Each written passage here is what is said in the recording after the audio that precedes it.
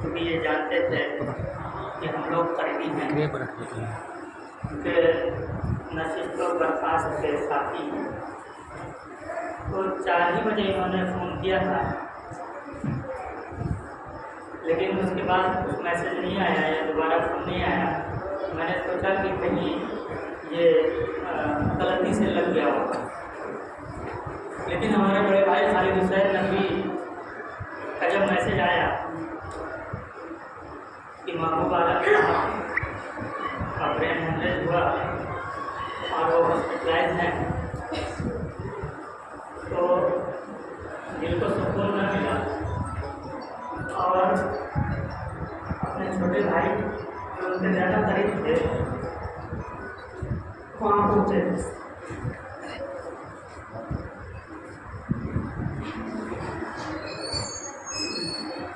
जनाजे में आने के बाद ये एहसास हुआ की कोई शख्सियत समाजी और मिली कामों में समूह के साथ कदम से कदम मिलाना और उनकी खुसूसन नौजवानों की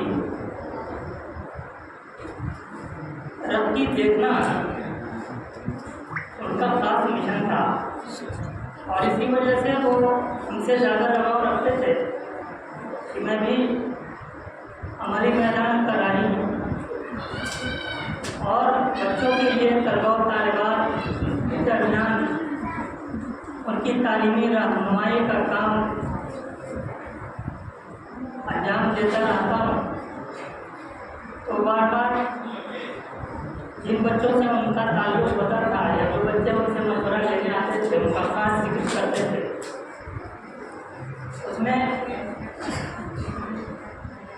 अभी जो नेपाल में सफर था हम दोनों का, उसी दरमियान एक बच्चे का दाखिला DLA में हो चुका था और उसकी फीस की भरपाई के लिए उन्होंने लोगों को तैयार किया था कि वो उनकी मदद करते, उनका ताउन करते। नेपाल में होने की वजह से नेटवर्क नहीं था, तो हमने उनकी जो बेचैनी देखी है वाकई किसी भी जिंदा दिल इंसान के अंदर वो बेचैनी होनी चाहिए और अपने समाज के लिए उसी तरह से खड़ा रहना चाहिए जिस तरह से आपके महबूब थे।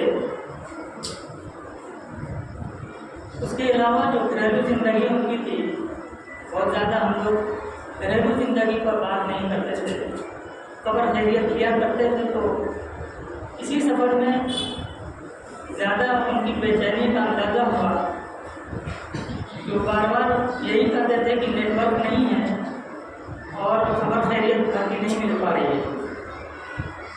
तो ज़्यादा देर हम लोग कहीं ऐसी जगह नहीं रहते थे जहाँ नेटवर्क नहीं होता। जब भी उन्हें नेटवर्क मिलता फ़ौरन घर पे फ़ोन करते और अपनी माँ की खबर लेते कि कैसी है।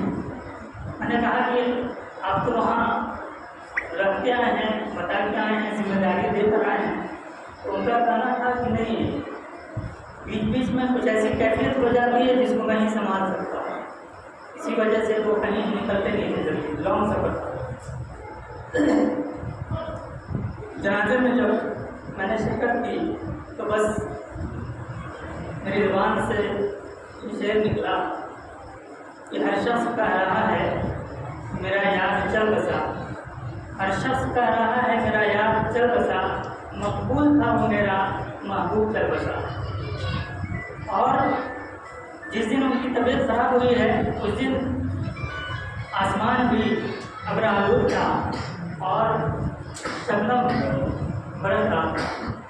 तो हमने देखा है कि अल्लाह ताला उनके ऊपर रहमत की बारिश कर रहा हूँ। काला था आसमान और शजर बेलबास थे, काला था आसमान और शजर बेलबास थे, उससे बिछड़ के गाँव में सारे उदास थे। हमने वो कैफियत देखी और महसूस किया कि अब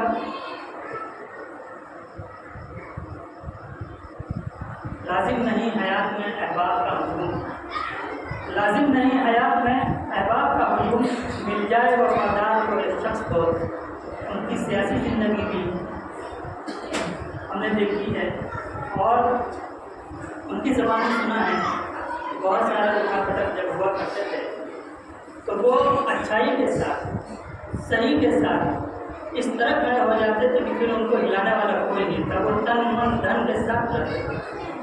उसी तरह तालीमी मैदान में भी अल्हम्दुलिल्लाह वो फाजिल थे। उसके बाद उन्होंने ग्रेजुएशन भी किया हुआ और हिकमत से वो मुंसलिक थे। तो उनके पास डिग्री नहीं थी ऐसा नहीं है, और वो तालीम याफ्ता थे और उनका जो उठना बैठना था, उनकी जो सोहबत थी वो हमेशा दानिशवरों में थी, उलमाए कराम के दरमियान थी, असातिज़ा कराम से जो उनके मिलने का वो देखा मैंने। साथ में अभी जो तज़किरा किया इन्होंने कि शफीक अहमद नकवी साहब जो उनके उस्ताद थे और उनकी बेटी की शादी में आ भी गए। ये ताल्लुक़ है, ताल्लुक़ हर कोई निभा नहीं सकता है, उसको निभाने की कोशिश करने वाला ही महबूब होता है। तो हर जगह हर मोड़ पर हम जहाँ पाते थे, जिसे पाते थे वो महबूब था। अल्लाह ताला उनकी हर उस काम को जिससे उनकी मफ़रत कर सकता है, अल्लाह ताला उनकी मफ़रत फरमाए और उन्हें जन्नत